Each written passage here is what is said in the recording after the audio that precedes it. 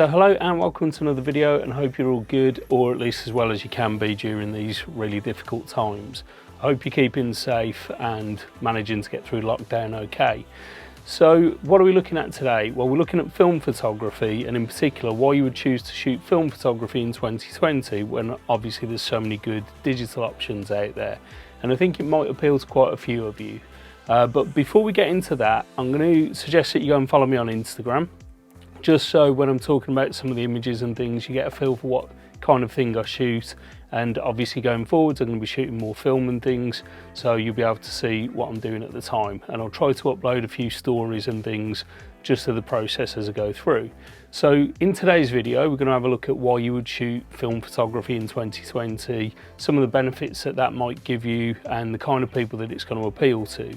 But more of that later on. So one of the first things that I want to do is get rid of the obvious elephant in the room, and that is that people's first reaction, I think, when you say that you're going to shoot film, in particular, like, you know, if you've been a digital shooter before, is that you're trying to be some kind of hipster or something like that. You're trying to do it to get attention or something. And I just want to kind of get rid of that kind of notion, because yes, there's people out there that choose to shoot film because they feel it's going to give them some kind of kudos or something like that. But for the vast majority of it, I completely disagree with it. And my actual personal opinion is whatever you want to do, as long as it's not hurting anybody else, you help yourself. And if you want to shoot 35mm film, 120mm film, large format, whatever you want to do, just go and do it, because it's a brilliant process and there's so much to get from it.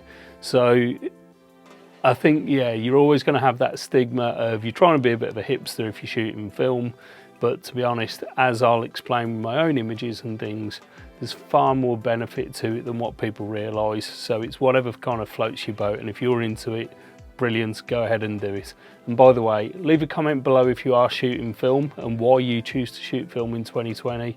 It'd be great to have a bit of a discussion about that and see what benefits it gives you as well.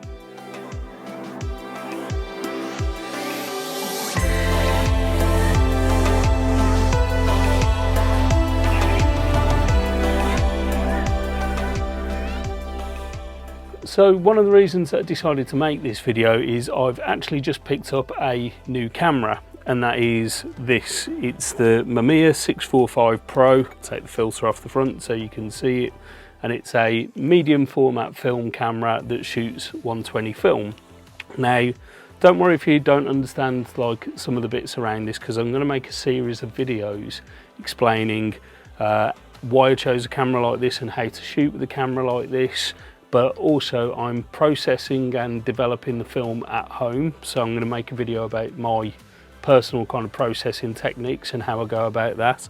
I'm also scanning the negatives at home as well, so I'll make a separate video about that and some of the benefits and some of the pitfalls and things to watch out for. So make sure you subscribe for more videos about that, and if there's any particular questions that you have, let me know and I'll try and make sure that they get into the videos when I make them. So I picked up this camera, and this is why I'm kind of shooting film at the moment. Now, just a very brief kind of backstory. I obviously shoot a lot of digital. I've got the Canon EOS R. For all of my commercial work, I'm still shooting digital, and that's not a problem. And I have shot digital for years. I love it, and it's not like I'm going to stop shooting digital. However, the one thing that I've really struggled with is to try to get a certain look, certain feel for my images, and I'll go into more detail about that shortly. But it just didn't really work with digital. I've never quite kind of hit the nail on the head of what I'm trying to achieve. So recently, just before we went into lockdown, I went back out with a 35mm film camera.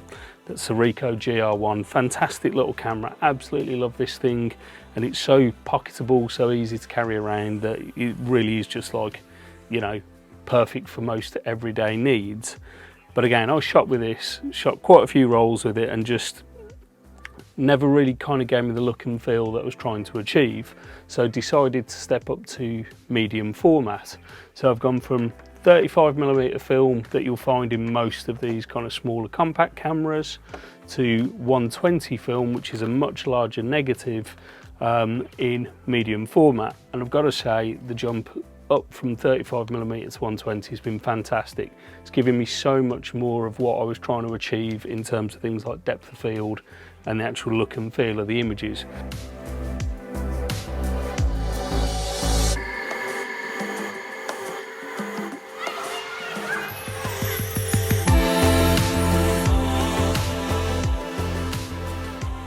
So why did I choose a Mamiya? Very briefly, basically it feels like a modern camera. It's got all the kind of features and things that you'd kind of expect from a more modern camera. This is a 90s camera rather than some of the older medium format kind of 60s, 70s, 80s kind of cameras. So it kind of takes away a lot of those challenges that older cameras can have. And one of the biggest things that I wanted to get was the actual AE viewfinder, which has a built-in light meter, because when you shoot in film, it's really important to meter correctly. And I'm so glad that I went down that route rather than using a separate light meter just for convenience. But like I say, I'll make a separate video about actually shooting with a Mamiya, so be sure to subscribe for that. So why shoot film in 2020? Now I'll throw a couple of my images up on the screen and show you what some of my digital images look like. And one of the biggest problems that I've always had is that they look overly sharp. So digital's fantastic obviously for, you know, the vast majority of my needs, in particular with commercial work, but I always go for a look and a feel with my images. I shoot at basically sunrise and sunset to give it that kind of golden hour kind of feel, to add to the kind of ambience of the actual image. I pick my subject matter based on what works for my audience. So I live in Birmingham, and a lot of people that live in the city and live on the outskirts of the city will recognise a lot of my subject matter, so it automatically appeals to them. It's something that kind of draws them into the image, and I always try to add a couple of elements to my images that, you know, give you a little bit of a feel for what's going on, a little bit of feel for the atmosphere. It might be someone on an early morning walk or something like that, but it gives you that little bit of a feel. And I want it to have a sense of nostalgia about it. I want it to create a feeling within people as they're looking at the image. And digital's brilliant for so many things, but this over sharp look and over sharp feel just doesn't really help when you're trying to make something feel nostalgic and older. Now I shoot with a Pro Mist filter, so I'm trying to cut out some of that kind of overly sharpness. I do all kinds of edits in Lightroom. I mess with the tone curve. I use the dehaze in the opposite way that you'd expect, so I'm actually adding more haze to the images and reducing contrast basically, and all of these things just still don't quite give me the look and feel that I'm going for. So I decided to go back down the film route and shoot with the film camera, and automatically it's giving me far more of what I'm trying to achieve. I know it sounds like a cliche and I'm probably going to get stick for it in the comments, but there is just a look and feel with film that isn't very easy to replicate on digital cameras. And once you've shot both like quite considerably, you'll start to realise that, you know, film does have its very own kind of sense and own kind of nostalgia. Part of that is like you have those little accidents where things will be out of focus when you're not trying to achieve that.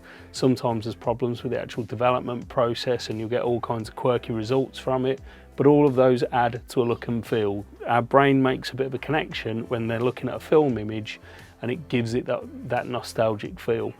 Now I'm close on 40, so I kind of remember being a kid and growing up around 35mm cameras, in particular the disposable ones that you take to a local shop, have the film developed, and it always had that kind of sentimental feel, and that's really what I'm trying to achieve with shooting film. That is the biggest reason for me.